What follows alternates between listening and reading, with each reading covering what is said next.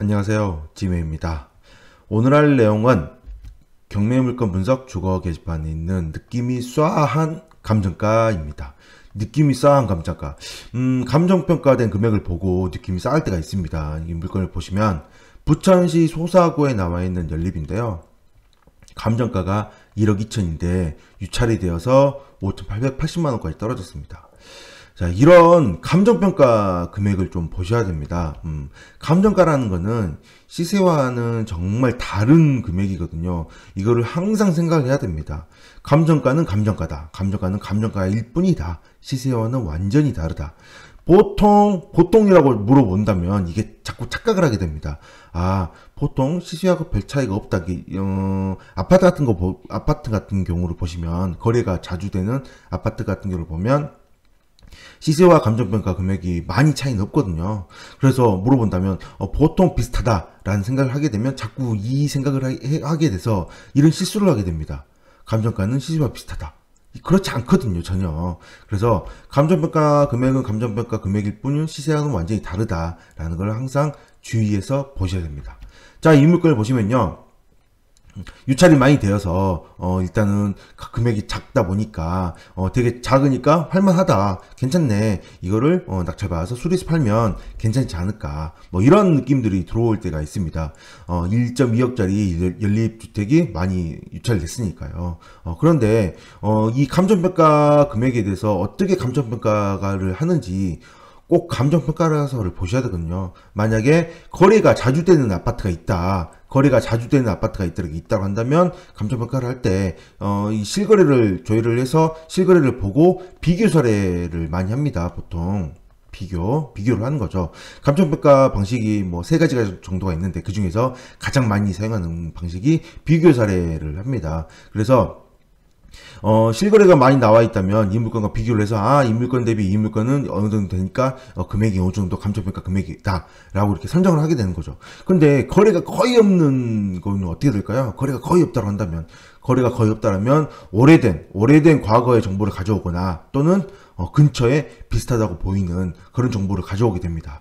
자, 이 물건 같은 경우 왜 어떻게 감정평가가 되는지 살펴보겠습니다. 감정평가서를 찾아봤는데 감정평가서에 이런 내용이 있습니다. 인근 유사부동산의 거래 사례가 있습니다. 그래서 이 물건 같은 경우는 거래 사례와 비교를 해서 적용을 시킨 거죠. 이 근처에 나와 있는 같은 소사 본동이니까요. 이 두 개의 물건이 거래된 금액이 1억 3,500과 1억 1,000이 있는데요. 보시면 일단 사용 승인일이 2002년도이고 2001년도입니다. 이 정도에 지어졌다고 보셔야 되는데요. 2001년도에 지어진 건물과 2002년도에 지어진 건물과 현재 경매 나온 물건과 비교를 한 거죠. 자, 현재 경매에 나온 물건은 언제 지어졌나요? 1982년도입니다. 굉장히 오래됐죠. 굉장히 오래됐는데 뭐 얼마나 됐나요? 거의 뭐 30몇 년이 됐죠. 30몇 년이 된 물건인데 거래사를 비교했습니다. 어디와? 2001년과 2002년도에 지어진 건물과 비교를 했죠. 이게 참 터무니없습니다. 말도 안 되는 거죠. 30년이 훨씬 넘은 물건과 어떻게 20년이 안 된 물건과 이렇게 비교를 할까요? 거의 2배까지는 아니어도 굉장히 많이 차이가 나고 있는데, 그러면 이렇게 두 개의 비교를 해서 감정평가를 할 때 어떻게 평가를 했을까요? 자, 가치 형성 요인 비교치를 봐보시면요, 건물 요인에서 0.9를 넣었습니다. 즉 본건은 거래 사례보다 건물의 노후도 등에서 열세하다. 열세에서 얼마를 뺐어요? 10%를 뺐습니다. 10%. 이게 30몇 년 된 저기 썼는데요. 33년 된 빌려와 현재 15년 된 빌려를 비교를 하는데 거의 2배가 넘었네요. 2배가 넘은 빌려를 하는데 겨우 10%밖에 저렇게 내리지 않았습니다. 이게 말도 안 됩니다. 이게 말도 안 되는 만큼 감정평가를 한 거죠. 당연히 훨씬 떨어져야 됩니다. 훨씬. 이게 안 되는 상황인데, 그런데 웃긴 거는 제가 국토부 실거래를 조회해 봤더니 2014년도에 거래된 적이 있습니다. 8,800만 원이에요. 1층인데요. 이 물건은 현재 3층 물건입니다. 3층 건물에 3층 물건입니다.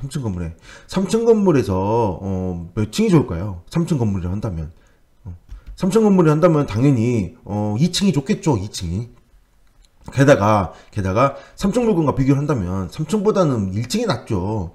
너무 오래된 건물이다 보니까 3층에 좀 취약점이 있을 수 있습니다. 뭐 방수 생각해 봐야 되는데요. 방수가 문제가 될 상황이 생긴다면 차라리 그냥 마음 편하게 좀 커튼 치고 사는 1층이 마음 편하지 않을까 그런 생각을 해보게 됩니다. 어쨌든 1층조차도 얼마에 거래됐어요? 8,800만 원에 거래됐습니다.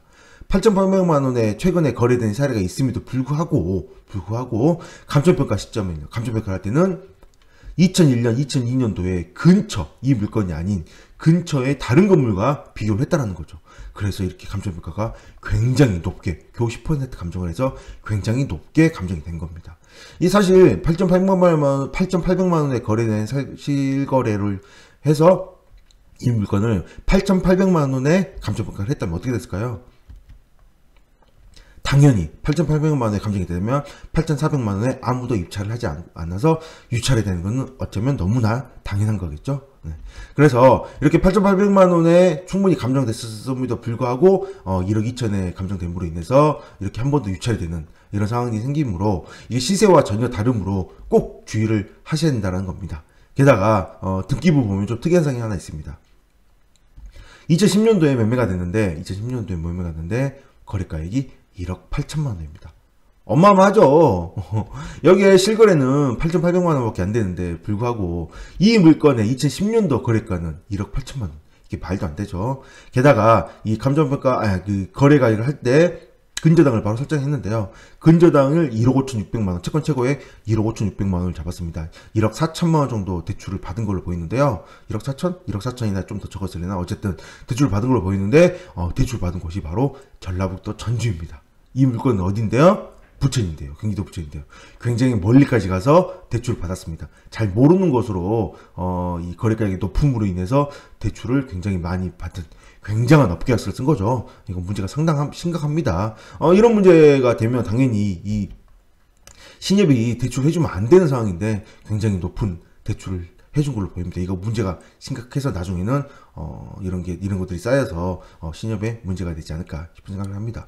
어쨌든 중요한 것은 바로 이겁니다. 실거래 나와 있음에도 불구하고 감정평가는 굉장히 먼 곳과 비교를 했다. 뭔가 비교를 해서 요인은 10%밖에 빼지 않았다. 15년 된 건물과 33년 된 건물은 당연히 차이가 많이 나야 되는데 10%밖에 깎지 않았다는 것이므로 감정평가 금액이 굉장히 높게 잘못 측정이 됐다는 걸 볼 수 있습니다. 그래서 항상 물건을 보실 때 감정평가는 감정평가 금액일 뿐 시세와 다르다 라고 항상 보셔야 되고요. 유찰이 많이 되면 유찰이 많이 된 이유가 반드시 있으므로 꼭 유찰이 된 이유를 꼭 조사를 해보시기 바랍니다. 네, 오늘 여기까지 하겠습니다. 감사합니다.